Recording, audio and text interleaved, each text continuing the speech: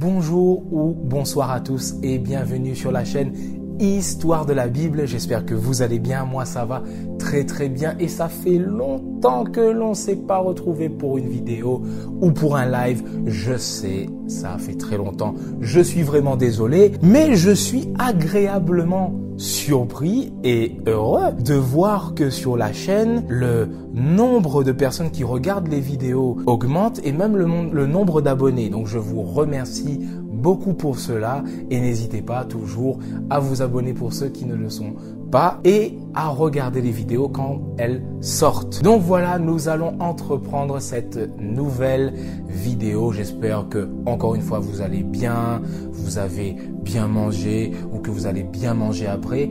Et je ne parle pas de manger pas pour rien, parce que nous allons regarder dans cette vidéo un texte très intéressant qui est souvent utilisé pour dire qu'il y a abolition, c'est-à-dire suppression des lois alimentaires, les lois qui concernent les animaux purs et les animaux impurs, qui est faite directement par Jésus lui-même. Donc, c'est intéressant de s'y pencher et de voir qu'est-ce que vraiment le Seigneur dit dans ce texte. Donc, le texte que je vais lire, qui concerne justement cela, est en Marc 7, au verset 14 à 23, et je vous invite à l'écouter. Ensuite, ayant de nouveau appelé la foule à lui, il lui dit: « Écoutez-moi tous et comprenez, il n'est hors de l'homme rien qui, entrant en lui, puisse le souiller, mais ce qui sort de l'homme, c'est ce qui le souille. Si quelqu'un a des oreilles pour entendre, qu'il entende. » Lorsqu'il fut entré dans la maison, loin de la foule, ses disciples l'interrogèrent sur cette parabole. Il leur dit: « Vous aussi êtes-vous donc sans intelligence? Ne comprenez-vous pas que rien de ce qui du dehors entre dans l'homme ne peut le souiller?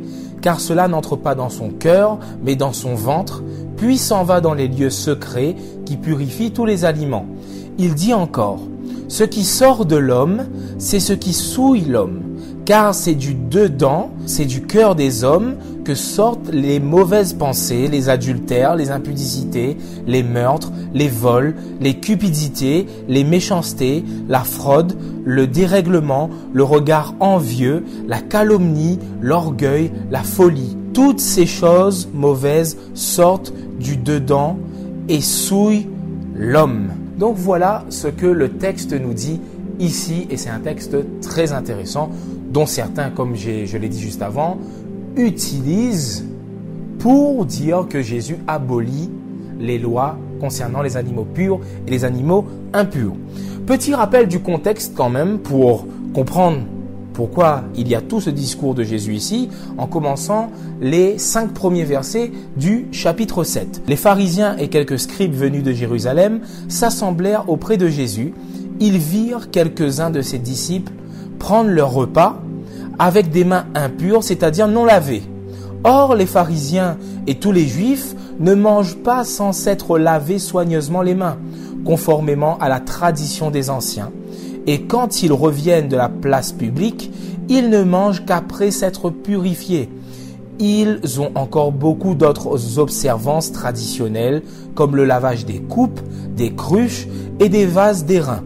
Et les pharisiens et les scribes lui demandèrent: « Pourquoi tes disciples ne suivent-ils pas la tradition des anciens, mais prennent-ils leur repas avec des mains impures ?» Donc voilà le contexte. Les pharisiens, premièrement, se pensent purs car ils observent une certaine tradition qu'ils appellent la tradition des anciens, qui consiste à se laver les mains. Donc c'est une des traditions. On nous dit qu'il y a encore beaucoup d'autres choses qu'ils font par rapport à la tradition des anciens. Mais ici, ils vont reprocher les disciples de Jésus de venir manger du pain avec des mains non lavées et du coup en étant impurs. Voilà ce qui est ici. Et il faut savoir que dans la Bible, il nous est dit clairement que quelqu'un qui est impur, par exemple un lépreux, c'est quelqu'un d'impur, il va toucher quelque chose et cette chose va devenir impure. Ça, c'est dans la loi.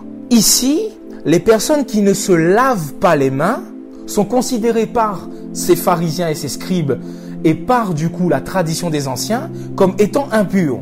Donc si ces gens qui ne se sont pas lavés les mains sont impurs, vont toucher du pain, ce pain deviendra impur comme un lépreux qui toucherait ce pain. Or, les mains non lavées qui rendraient quelqu'un impur n'est pas dans la loi, mais dans la tradition des anciens.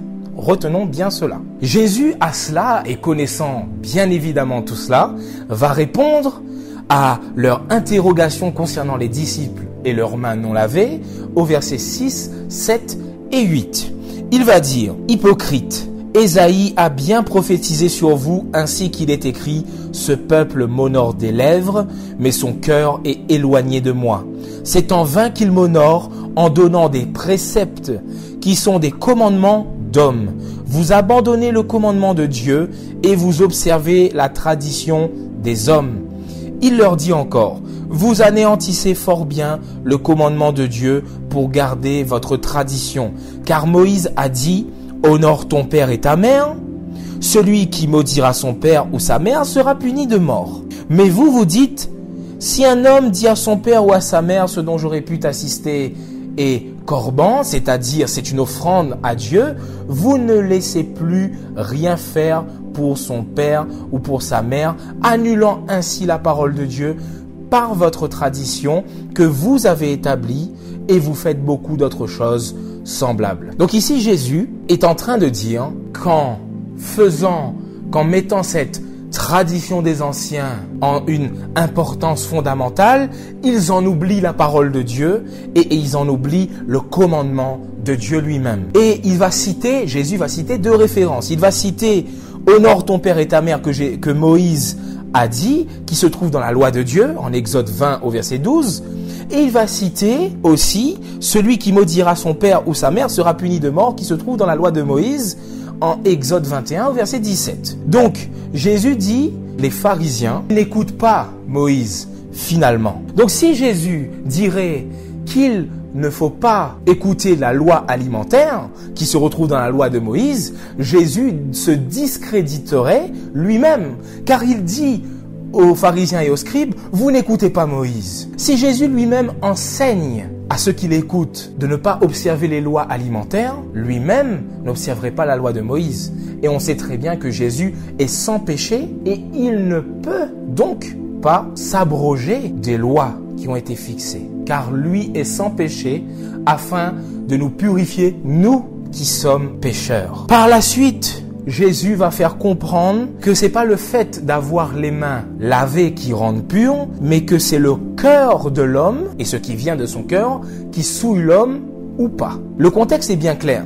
C'est le fait de se laver les mains et non une question d'aliments purs et d'aliments impurs et l'abstention et l'abrogation de cette loi. Et justement, le texte parallèle en Matthieu 15 au verset 20 ou 19 à 20 montre bien que c'est du lavement des mains qu'ici on est en train de parler. Mais pourquoi, et c'est intéressant de se poser la question, pourquoi Jésus déclare ici que cette tradition, spécifiquement, entre autres, parce qu'il va citer d'autres traditions, mais pourquoi cette tradition du lavement des mains viendrait annuler la parole de Dieu? Parce qu'en soi, se laver les mains avant d'aller manger, soit dit en passant, c'est pas une tradition qui est foncièrement mauvaise et même c'est pas mal. Sauf qu'ici, Jésus dit clairement que par cette tradition, vous êtes en train d'annuler la parole de Dieu. Pourquoi? Rappelez-vous que pour eux, quelqu'un qui a les mains non lavées est quelqu'un de souillé. Et s'il touche un aliment en étant souillé, il rend cet aliment souillé. Et comme ils n'ont pas le droit de manger des aliments impurs, les pharisiens et scribes ici sont en train de dire que ce pain que vont manger les disciples avec les mains non lavées devienne un pain souillé, du coup un aliment impur qui ne doit pas être mangé. Or, le Seigneur a bien dit en Lévitique 11 au verset 47 de bien distinguer ce qui peut être mangé et ce qui ne peut pas être mangé. Or ici, ils sont en train de faire un mélange avec leur tradition qui pourrait empêcher les disciples de manger du pain, qui est un aliment qui peut être mangé, sous prétexte que les disciples n'ont pas les mains lavées. Voilà en quoi cette tradition viendrait annuler et vient annuler la parole de Dieu. Et voilà pourquoi Jésus leur reproche cela. Mais maintenant, vous pourriez me dire, oui, mais Michael, dans ce que tu as lu au début, il y a un bout de texte qui manque. Il y a un bout de texte qu'on ne trouve pas, nous. Et c'est ceux qui ont sûrement traduction du français courant qui pourrait me dire cela. Parce que la traduction de français courant, la dernière phrase du verset 19 de Marc 7 déclare cela. Jésus déclarait donc que tous les aliments peuvent être mangés. Ça, on le retrouve dans la traduction de la Bible français courant. Sauf qu'il faut savoir, et cela est clair, que dans aucun, et je le répète devant vous, dans aucun texte grec, dans aucun manuscrit, on ne retrouve Jésus déclarer donc que tous les aliments peuvent être mangés. Mais dans aucun, et vous pouvez le regarder vous-même. C'est une mauvaise traduction de cette phrase. Écoutez bien la phrase en question, au verset 19. Qui purifie tous les aliments? Vous pourriez me dire, comment? Oui, cette phrase « qui purifie tous les aliments », la Bible français courant a voulu traduire et extrapoler par dire « Jésus déclarait donc que tous les aliments pouvaient être mangés ». Donc vous voyez, c'est vraiment tordre l'écriture en disant cela parce que ce n'est pas ce que la parole déclare ici. Parce que, encore une fois, je vous le répète, si Jésus ici enseignait que l'on pouvait s'abroger des lois sanitaires, et plus particulièrement des lois concernant les animaux purs et les animaux impurs, Jésus enseignerait à quelqu'un de ne pas observer le plus petit des commandements. Et Jésus disait, celui qui enseignera à quelqu'un de ne pas observer le plus petit des commandements sera le plus petit dans mon royaume. Alors ne pensez pas que Jésus lui-même était celui qui enseignait de telles choses. Et Jésus, n'oublions pas, était sans péché. Ajoutez à cela, si Jésus avait enseigné cela, alors ses disciples n'auraient apparemment rien compris parce que devant cette vision que Pierre va avoir de la nappe avec tous les animaux impurs, Pierre va dire « Je n'ai jamais mangé de tout cela ». Donc vous voyez qu'on ne peut utiliser ce texte de Marc 7 pour dire que voilà, on peut manger des aliments impurs, que ça c'est une loi qui est dépassée.